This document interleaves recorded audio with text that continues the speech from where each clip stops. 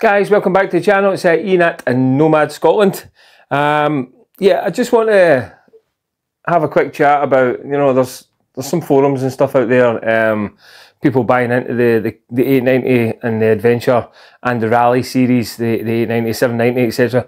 And they're kind of slating them, bringing them down, and all these different faults. And yeah, it's getting a bit ridiculous, to be honest. I don't know if it's just maintenance and proper running procedures are not being followed, but there seems to be a lot more people slating their own machines.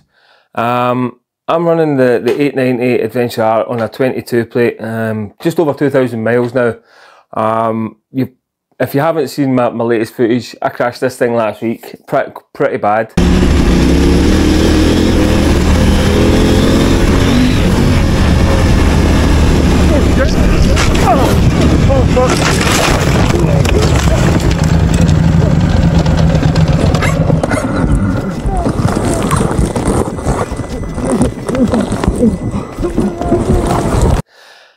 Now, I've done some upgrades to it and I've not had any issues at all. I followed the running procedures with every bike I've had. I've had EXC range, SXF range, I've had the 1090, the 890.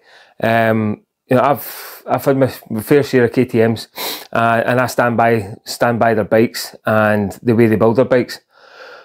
This thing has absolutely been one of the best buys when it comes to bikes I've had. I've been a Honda man. I've had Kawasaki's. I switched to KTM several years ago, and I'll never look back, to be honest. But the 22 plate, the 890 Adventure R, has been absolutely phenomenal. Fantastic machine. Upgrades I've done to this bike. So when I first got it, we started off just with the run-in procedure. Ran it for 600 miles, low RPM, took it through the gears, and done it all properly. Took it into the dealer, got the oil change, and got everything tightened up, etc, etc. Upgraded the levers, went for the shorties, upgraded the intake, so I've done away with the standard, the paper filter, upgraded to the 20-year internal filter and the 20-year pre-filter.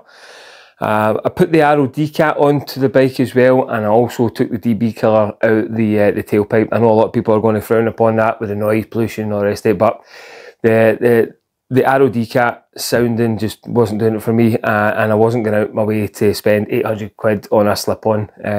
So I took the DB killer out. I've got a video on that if you're interested. Upgraded the tyres, went for the Michelin tracker on the front. I'm now running the Mitas Trail XT, which is a fantastic tyre, and yeah, nice softer rubber compound compared to the E09 series, but that is a good tyre. Really liking it. And then the other side, things like the front sprocket cover, anodised, same colour as the bike, little things. Upgraded to the Rally KTM power part seat. It's a little bit higher than the standard seat, and you get a little bit narrower. Much better for standing up on the pegs when you're doing the more aggressive off-road stuff. So that was a good investment as well. The AXP plate has taken a fair bashing, and it has stood up to it. I mean, I crashed that bike hard last week, and it's actually served its purpose quite well. It's done its job.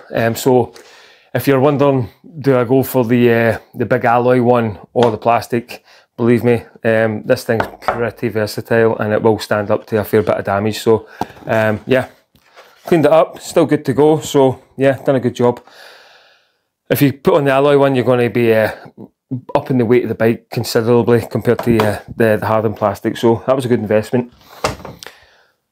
Rally mode added to the bike shortly after the run-in period, and yeah, I've had no issues. I think the bike is absolutely fantastic. I don't know if the 23 and 24 models where they upgraded a few things are slightly different, but from a running point of view and what this thing's capable of is absolutely phenomenal, and I've not got a bad thing to say about it. So I think people need to pay a little bit more attention to the maintenance and the care of the bike on the initial buy.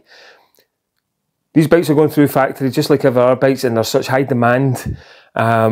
It just goes without saying, if you buy any new machine, you go through your self-checks yourself, make sure everything's nice and tight.